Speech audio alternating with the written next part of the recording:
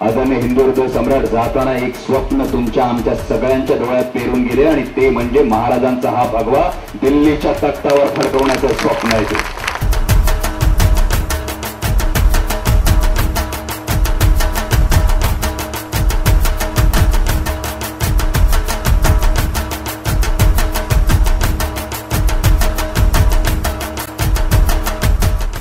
ठाणे लोकसभा मतदारसंघातील महायुतीचे उमेदवार राजन विचारे यांच्या प्रचारातीर्थ सानपाडा येथे चौक सभेचं आयोजन करण्यात आलं होतं। या ठिकाणी उपस्थित जनसमुदायाला संबोधित करण्यासाठी डॉक्टर अमोल कोल्हे उपस्थित होते।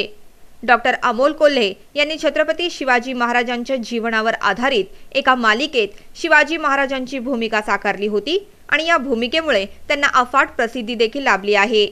या चौक सभेदरम्यान शिवसेनेचे उपनेते विजय नहाटा, शिवसेनेचे युवा नेता वैभव नाईक देखील उपस्थित होते।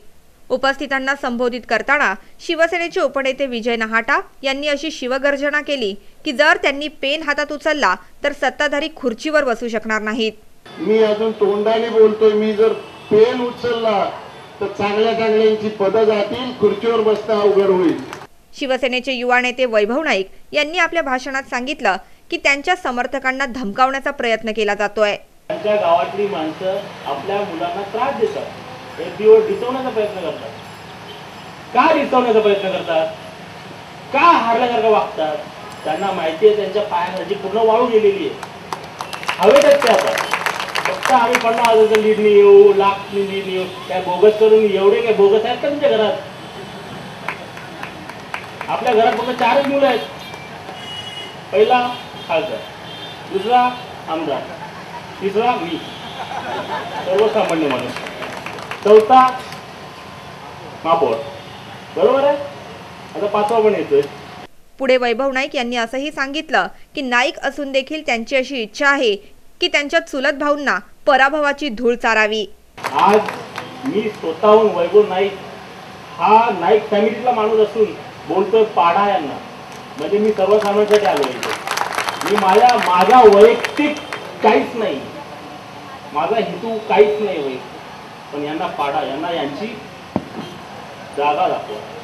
दुसरा शब्द होता माझ्याकडे पण जागाच बोललोय, उगाच ते कॉन्ट्रोवर्सीमध्ये येईल। आपण जर नवी मुंबईत चांगलं राहायचं असेल तर यांना खरंच पाडलं पाहिजे। NMTVशी बोलताना डॉक्टर अमोल कोल्हे यांनी सांगितलं की मराठी माणसांनी महायुतीचे उमेदवार राजन विचारे यांना मतदान करून स्वर्गीय बाळासाहेब ठाकरेंना श्रद्धांजली अर्पित करावी।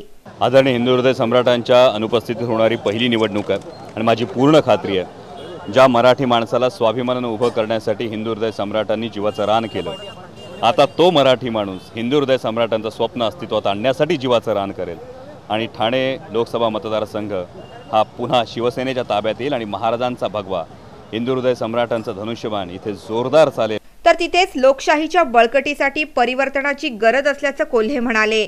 परिवर्तनाची गरज ही कायमच असते, कारण एक वस्तुस्थिती आहे, ही कुणाही विषय टीका नाही, पण वर्षानुवर्ष जर पाण्याचा साठा एकाच ठिकाणी राहिला तर त्याच्यावर शेवाळ चढतं आणि त्या पाण्याचा काही उपयोग होत नाही। त्यामुळे पाण्याला वाहती वाट करून द्यायची गरज असते।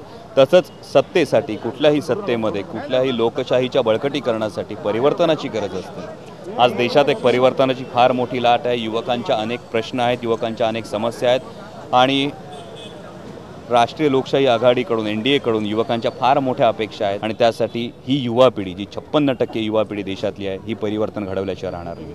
ब्युरो रिपोर्ट NMTV बातमीपत्र।